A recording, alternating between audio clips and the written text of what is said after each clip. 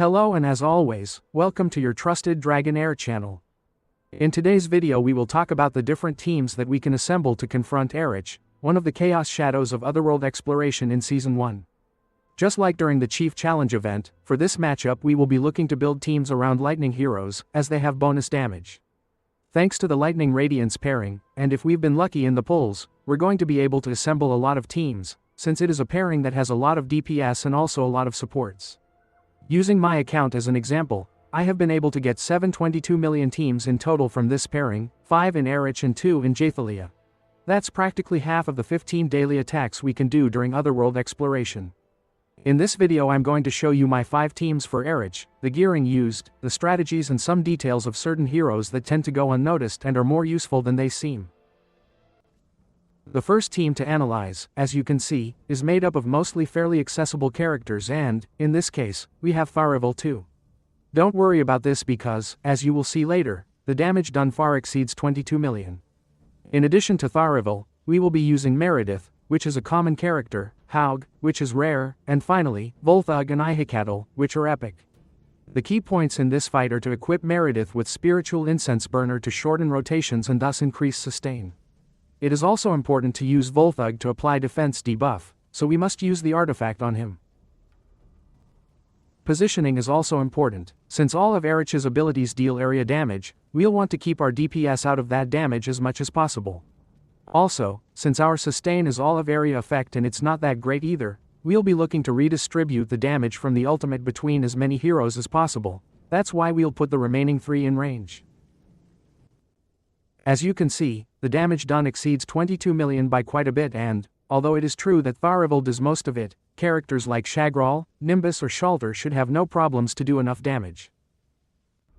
In this second team we will analyze 2 very interesting mechanics for this type of matchups, but we will start by explaining a little about the lineup and their role on it. In this case, Quarian is in charge of Sustain, which is a really impressive hero with a very high healing capacity thanks to his fast rotations, not to belittle the great job Dueling does, mitigating a lot of damage with his ultimate. This mechanic of protecting allies from damage is really useful on bosses with a high damage dealing capacity and, as you will see later, we will use it on some other team. The other mechanic I wanted to mention comes from Emerald, and it's really useful. Because in this type of bosses the melee heroes suffer a lot because of the area skills, characters like Emerald or Hehio gain a huge advantage by being able to jump. This, as you can see in the video, allows him to position himself outside the area of effect of the boss abilities, thus preventing him from taking damage. Furthermore, once we are where we want, we can reactivate the automatic mode without any problem.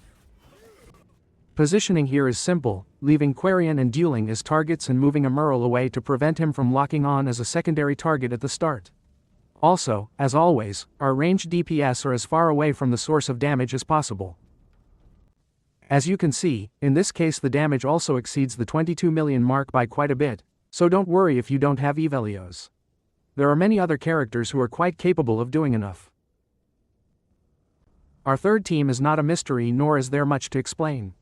The sustain is handled by Kalido and Zephi, and we have 3 DPS. Shagral is in charge of the debuff, due to his multi-hit, and Shalter and the main character in charge of the damage. For the positioning there is not much to explain either, we simply leave the 3 melee within Errich's range, and the ranged ones at a distance. As you can see, the damage capacity of this team is very high, so even if you don't have Zephi, there are surely many other supports that will give you the sustain you need to reach 22 millions.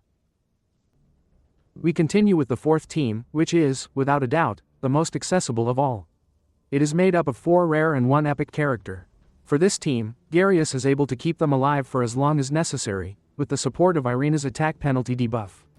Also mention that Altair is a great debuffer for defense due to his triple hit, while Vani and Yagnitz take care of the DPS. For positioning, we will leave our DPS out of range as usual, while keeping Irina next to Garius tanking. We should equip Irina slightly defensively so she can withstand Enot. In the image you can see that, in this fight, the damage is really noticeable as well, so don't worry if you're missing a hero or don't have enough scrolls. We will finish with the analysis of this 5th and final team. In it, we will use the already mentioned ally protection again, added to the damage reduction buff, both thanks to Dane, a truly underrated hero. Thanks to this, and also to Iola and Shook's debuffs, Nathaniel will be able to keep them alive long enough to do enough damage. In this fight we will have to play with Nathaniel's positioning so that, with his combat skill, he can give survival to the hero that suits us best, in my case Garrett. With this positioning, Dane advances forward, taking Errich's aggro, and Garrett approaches and positions himself next to him, just 2 squares ahead of Nathaniel and in the perfect range for his battle skill. The damage for this team is also outstanding, as you can see in the image. As you have seen, Radiant's lightning pairing gives us a multitude of heroes to choose from to make great lineups.